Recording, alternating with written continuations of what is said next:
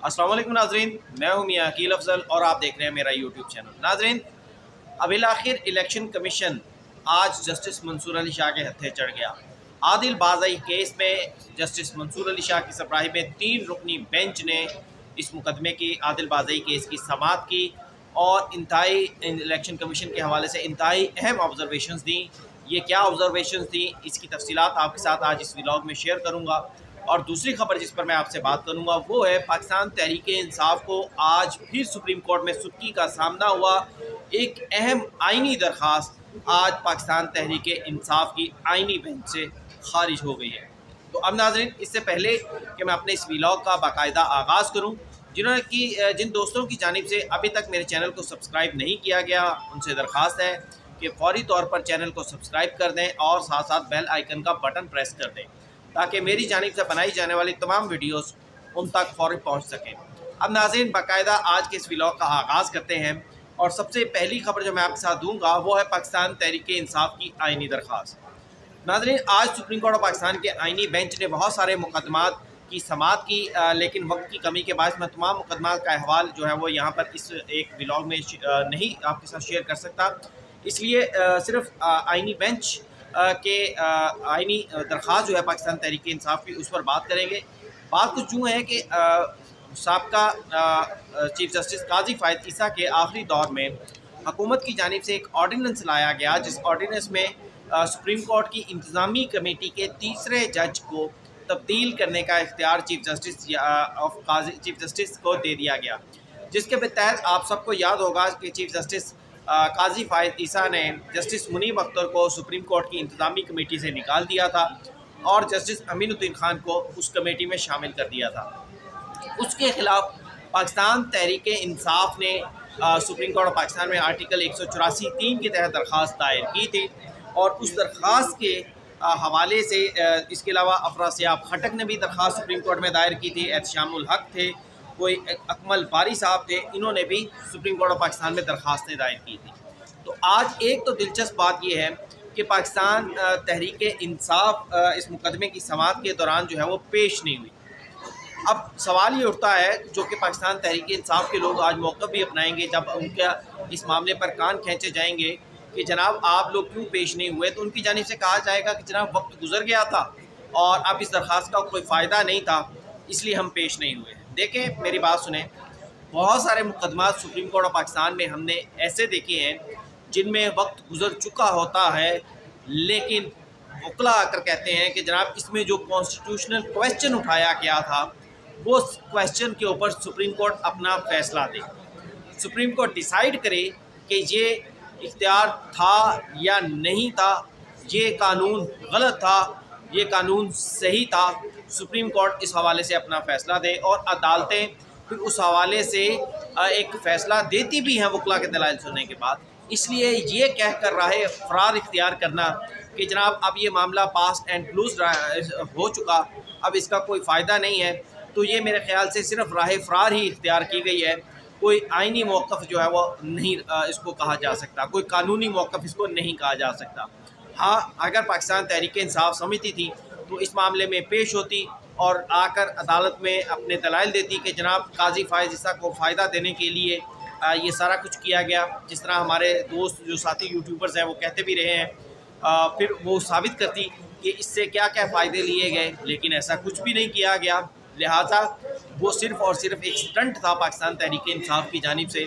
फटाफट एक 114(3) की दरख्वास्त सुप्रीम कोर्ट में दायर कर दी गई और कि जनाब ये गलत हो रहा है, और उसके ऊपर फिर स्टंट खेले गए और जब केस समाअत के लिए मुकर्रर हुआ तो पेश नहीं हुए। बहरहाल, दूसरे इस मुकदमे की समाअत के दौरान अदालत ने इन तमाम दरख्वास्तों को मुस्तरद कर दिया, लेकिन ऑब्जर्वेशन इंतहाई अहम आई। मसलन बेंच के सरबराह की जानिब से, जो कि जस्टिस अमीनुद्दीन खान थे, उन्होंने कहा कि प्रैक्टिस एंड प्रोसीजर ऑर्डिनेंस ख़त्म हो चुका।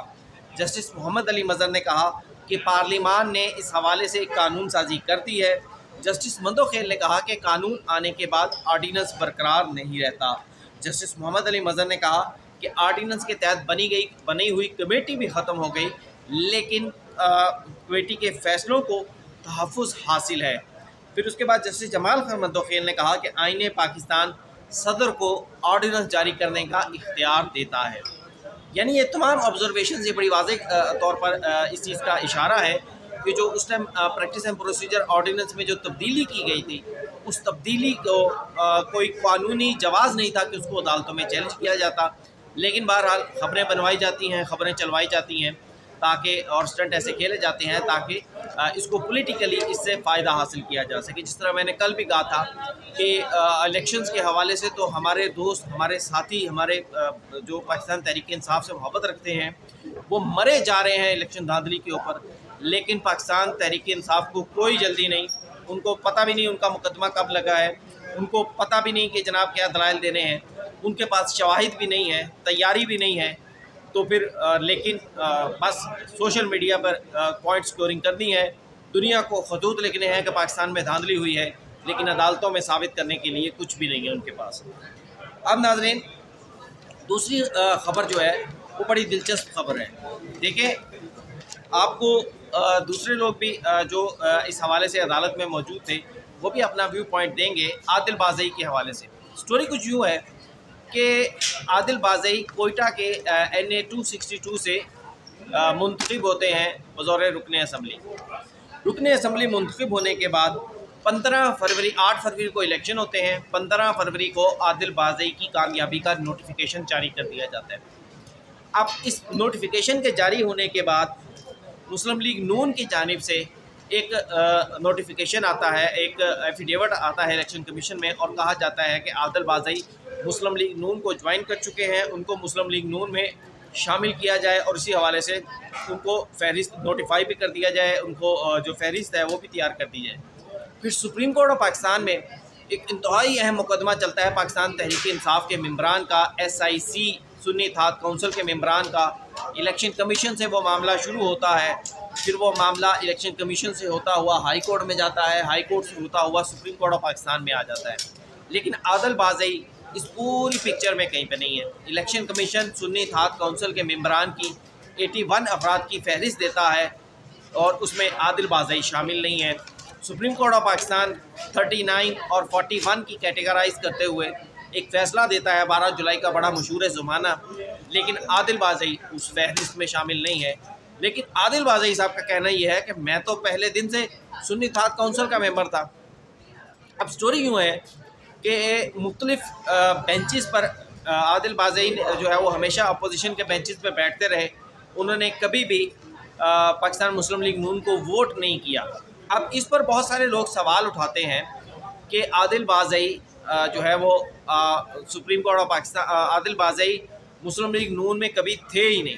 देखिए, मैं आपको एक फैक्ट बताता हूँ कि आदिल बाज़ई मुस्लिम लीग नून में थे या नहीं थे, इस बात का अंदाज़ा सिर्फ इस बात से नहीं किया जा सकता कि आदिल बाज़ई अपोजिशन बेंचेस पर बैठते थे।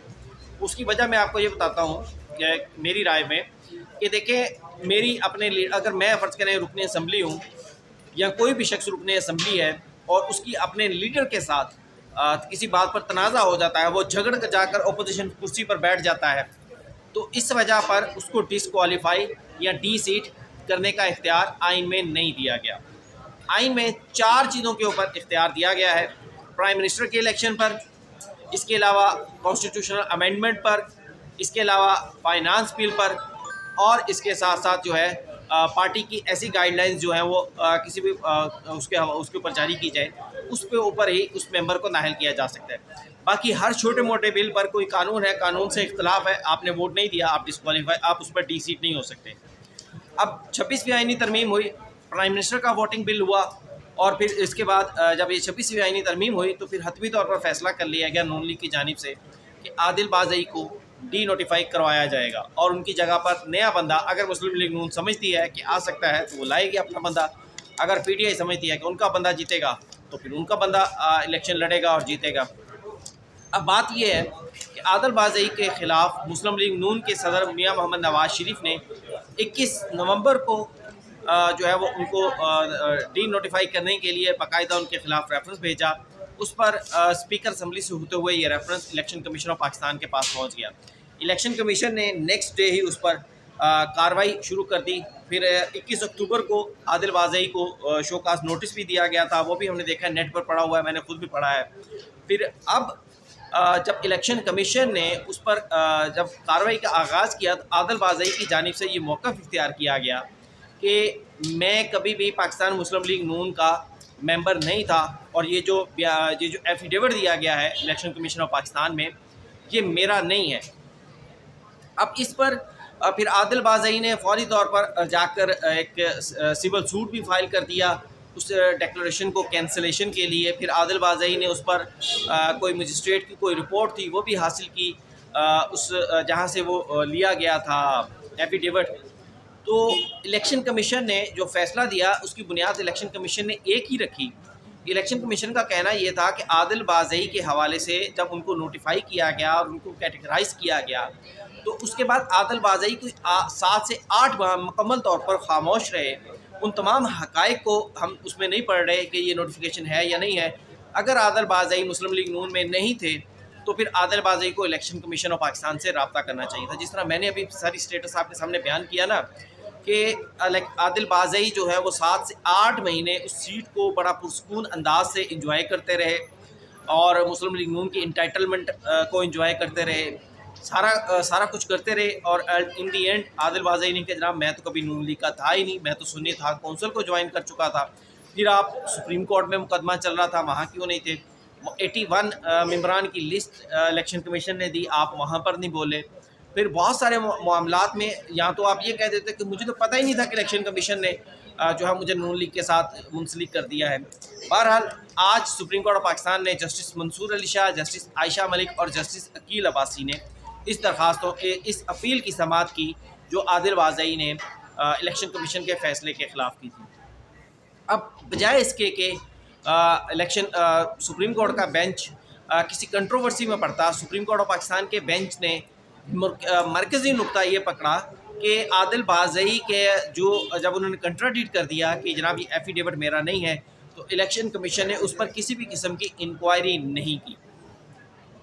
इसी मामले की बुनियाद पर इसको मामले को बुनियाद बनाते हुए इलेक्शन कमीशन ने आदिल बाज़ई को जो सुप्रीम कोर्ट ऑफ पाकिस्तान ने आदिल बाज़ई के हवाले से जो इलेक्शन कमीशन का फ़ैसला था उसको सेट असाइड कर दिया और उनकी अपील एक्सेप्ट कर ली और उनको दोबारा मेंबर असम्बली बहाल कर दिया। अब इस मुकदमे की समाअत के दौरान वकील तैमूर असलम जो आदिल बाज़ई के वकील थे उनकी जानिब से कहा गया कि मैंने कभी भी पाकिस्तान मुस्लिम लीग नून के हक़ में कोई वोट नहीं दिया। इस मामले पर मैंने कहा कि डी सीट नहीं बनता था कि मुस्लिम लीग नून कभी भी आकर सिर्फ जो 3 से 4 जो कैटेगरी हैं जिनके तहत ही किसी को डी सीट किया जा सकता है उसी पर ही रेफरेंस दायर हो सकता था। फिर जस्टिस आयशा मलिक ने कहा कि क्या आपको कभी कोई शो का नोटिस कभी मौसूल नहीं हुआ? उन्होंने कहा जनाब मुझे तो कभी पूछा ही नहीं गया। जस्टिस मंसूर अली शाह ने भी कहा अच्छा आपको कभी भी शो का नोटिस मौसूल नहीं हुआ? उन्होंने कहा जनाब कभी भी मौसूल नहीं। हालांकि मैं बता रहा हूँ कि मैंने अभी इस व्लॉग को करने से पहले नेट पर सर्च किया तो 21 अक्टूबर को मुस्लिम लीग नून के सदर नवाज शरीफ की जानिब से आदिल बाज़ई को बाकायदा शोकाज नोटिस जो है वो जारी किया गया। अब शोकाज नोटिस अगर नेट पर से मिल सकता है तो आदिल बाज़ई का ये कहना है क्योंकि ऐसे मामलात में फिर आपको मालूम है कि वसूली के लिए कोई भी शख्स सिग्नेचर नहीं करता, कोई भी शख्स जो है वो उनको पता होता है कि डॉक्यूमेंट मेरे अगेंस्ट इस्तेमाल होना है तो वो फिर उसकी वसूली कोई भी नहीं करता। तो उन्होंने कहा जनाब मुझे तो शोकाज नोटिस ही मौसूल नहीं हुआ और सुप्रीम कोर्ट ने उनकी सारी बात मान ली। फिर उसके बाद जस्टिस अकील अब्बासी ने कहा कि क्या इलेक्शन कमीशन फैक्ट फाइंडिंग कर सकता है? इलेक्शन कमीशन ने हर चीज़ जो है वो नवाज शरीफ की उसके लेटर को सच मान लिया और आदिल बाज़ई के लेटर को झूठ मान लिया। फिर जस्टिस अकील अब्बासी ने मज़ीद कहा है कि डी सीट करने से पहले डी सीट करने वाले के पीछे वोटर्स होते हैं इसलिए तस्दीक करना लाजमी है। उन्होंने बस कहा कि जनाब बड़े साहब का लेटर आ गया है तो इस लेटर को मान लिया गया। बड़ा साहब यहाँ पर यकीनी तौर पर नवाज शरीफ साहब को कहा गया है। फिर उसके बाद जस्टिस मंसूर ने कहा कि किसी को डी सीट करने का मेयार जो है ना वो बहुत ज़्यादा हाई लेवल का होना चाहिए। ऐसा नहीं है कि छोटी छोटी बात पर किसी भी रुकने असम्बली को डी सीट कर दिया जाए। ये आइन कहता है शाह साहब के कोई पार्टी से पॉलिसी से इनराफ करेगा तो वो डी सीट होगा। ये कोई इलेक्शन कमीशन ने कोई यकदम से कोई चीज़ अज्यूम करके डी सीट नहीं किया। फिर उसके बाद जस्टिस अकील अब्बासी साहब ने कहा कि किस कानून के तहत इलेक्शन कमीशन ने यह हुक्म जारी किया है, इलेक्शन कमीशन के पास ये इख्तियार कहाँ था। हालांकि आइन का आर्टिकल 63A(4) जो है वो इस हवाले से बड़ा वाज़ेह है। अब उसके बाद जस्टिस मंसूर अली शाह ने कहा कि जनाब ट्रायल के तकाजे पूरे नहीं किए गए। आप जस्टिस आयशा ने इलेक्शन कमीशन से कहा कि इलेक्शन कमीशन ने तो बयान हल्फी की तस्दीक भी नहीं की। अब ट्रायल का इख्तियार कहाँ है, जस्टिस मंसूर अली शाह ने कहा कि इलेक्शन कमीशन के पास ट्रायल का इख्तियार कहाँ है, हमें वो दिखा दें। अब उसके बाद जस्टिस मंसूर अली शाह ने कहा कि गलत बयान हल्फी जिसने भी दिया होगा इसके संगीन नताइज होंगे। जस्टिस अकील अब्बासी ने यहाँ पर फिर दोबारा कहा कि आपने कहा कि बस बड़े साहब का हुक्म आ गया तो ये इख्तियार जो है वो आप इसको इम्प्लीमेंट कर दिया जाए। बड़ा साहब यकीनी तौर पर फिर मैं कहता हूँ नवाज शरीफ साहब को कहा गया। फिर जस्टिस अकील अब्बासी ने कहा कि सिविल कोर्ट के हुक्म को भी इग्नोर कर दिया गया, क्रिमिनल कोर्ट का आर्डर था उसको भी इलेक्शन कमीशन ने इग्नोर कर दिया, और आप इस सारे अहकामात को इतना आसान ईजी कैसे ले सकते हैं।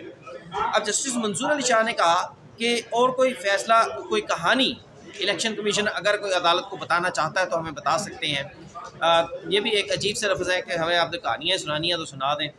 अब जस्टिस आयशा ने यहाँ पर बड़ी इंपॉर्टेंट ऑब्जर्वेशन दी, और जो इसके हवाले से मैं ये कहूँगा कि ये ऑब्जर्वेशन बाहर इलेक्शन कमीशन के पर 12 जुलाई के फैसले का भी गुस्सा निकाल दिया गया। जस्टिस आयशा मलिक ने कहा कि सवाल ये है कि क्या इलेक्शन कमीशन हर मुल्क की हर अदालत से ऊपर है? ठीक है, सवाल ये है कि क्या इलेक्शन कमीशन मुल्क की हर अदालत से ऊपर है? और आप कह रहे हैं कि मुझे अहकामात की परवाह ही नहीं है किसी की भी। आप कौन होते हैं ऐसा करने वाले? ये वो ऑब्जर्वेशंस है जिसके हवाले से सब दोस्तों का, सब लोगों का ये मानना है कि जनाब ये जो जस्टिस आयशा मलिक के रिमार्क्स है ये सिर्फ इस मुकदमे के हवाले से नहीं थे, ये अहकामात जो हैं वो उस हवाले ये बुनियादी तौर पर जहन में 12 जुलाई के फैसले और उसकी इम्प्लीमेंटेशन को जहन में रख कर ये ऑब्जर्वेशन दी गई। अच्छा, इलेक्शन कमीशन के लोगों से जब हमारी बात होती है इन ऑर्डर्स के हवाले से, उनका कहना है कि देखें मजिस्ट्रेट का इख्तियार हो, सिविल कोर्ट का इख्तियार हो, तो इलेक्शन कमीशन एज सच जो है वो जब अदालत के तौर पर काम कर रहा होता है तो ये इख्तियारात उसके तौर पर होते हैं, तो अपने लेवल की अदालत का इख्तियार मानना या ना मानना इसका फैसला जो होता है वो खुद से करना होता है कि जनाब यहाँ पर आपने उसकी जुरिडिक्शन को मानना है या नहीं मानना है। उसकी वजह ये बताई जाती है कि अगर आज सिविल कोर्ट का फैसला इलेक्शन कमीशन मानेगा तो फिर कल हर सिविल कोर्ट का स्टे जो है वो इलेक्शन कमीशन के रास्ते में रुकावट हो जाएगा। इसलिए इलेक्शन कमीशन की किसी कार्रवाई के अगेंस्ट अगर आपने जाना है तो आपने हाई कोर्ट में जा सकते हैं। ये बड़ा जो है इसको बाकायदा कह दिया गया है। अब जस्टिस अकील अब्बासी साहब ने यहाँ पर पाकिस्तान मुस्लिम लीग नून के जो वकील थे हारिस अजमत नवाज शरीफ के, वो भी पेश हुए। उन्होंने कहा कि दाखिली जो है वो हर इशू के ऊपर इनहराफ से नहीं होती, बल्कि कुछ ख़ास इशूज़ हैं जिनके ऊपर होगी तरमीम में। पार्टी हेड ने 2 शोकास नोटिस जो थे वो इनको जारी किए आदिल अब्बासी साहब को। जस्टिस आयशा मलिक ने कहा कि मान लिया कि इस वक्त उसने करना था, आपने बता दें कि 2 बयान हल्फी को इलेक्शन कमीशन ने कैसे उनका इख्तियार किया कि कौन सा बयान हल्फी सही है, कौन सा बयान हल्फी गलत है। क्योंकि आदिल बाज़ई का कहना यह है कि मैंने उसके बाद इलेक्शन कमीशन में गालिबन 20 तारीख को सुन्नी इत्तेहाद कौंसिल का भी जो था वो जमा करवा दिया था नोटिफिकेशन कि जनाब मैं सुन्नी इत्तेहाद कौंसिल में ज्वाइन कर रहा हूँ। फिर उन्होंने कहा कि कहीं से भी दिखा दें कि इलेक्शन कमीशन का इख्तियार था। जस्टिस अकील अब्बासी ने कहा कि इलेक्शन कमीशन ने अदालतों के फैसले को तौहीन अमेज़ अंदाज में रद्द किया है। ये भी अब ऑब्जर्वेशन जो है इसको आप 12 जुलाई के तनाजुर में देख सकते हैं। जस्टिस मंसूर अली शाह ने यहाँ पर एक दिलचस्प ऑब्जर्वेशन दी जस्टिस आयशा मलिक के हवाले से, क्योंकि वो हर मुकदमे में आईनी बेंच का जिक्र लाजमी करते हैं। जब जस्टिस आयशा मलिक ऑब्जर्वेशन दे रही थी अपने तो इस मुकदमे की समाअत के दौरान, तो जस्टिस मंसूर अली शाह ने कहा कि my lord she has 2 caps as she is also a bench of the constitutional member she is also a member of the constitutional bench. तो जिस पर जस्टिस आयशा मलिक ने उसका फौरी तौर पर जो है वो जवाब दिया कि माई 1 कैप इज़ इन पार्क, यानी कि जस्टिस मंसूर अली शाह ने बात की कि जनाब जस्टिस आयशा जो है वो आईनी बेंच की भी मेंबर है, तो इनकी बात को आप लाइट ना लें। और इस पर जस्टिस आयशा मलिक ने कहा कि जनाब मेरी उस कैप को और उस ओहदे को जो है वो आप अलग से रखें। इसके बाद अदालत ने आदिल बाज़ई को टी सीट करने का जो इलेक्शन कमीशन का फ़ैसला था उसको ख़त्म कर दिया और कलअदम कर दिया और आदिल बाज़ई को दोबारा बहाल कर दिया। नाज़रीन, आज के व्लॉग में इतना ही। व्लॉग के हवाले से मुझे कमेंट्स में ज़रूर बताइएगा। चैनल को लाइक, सब्सक्राइब और वीडियो को शेयर करना बिल्कुल मत भूलिएगा। इजाज़त दीजिए, अल्लाह हाफ़िज़।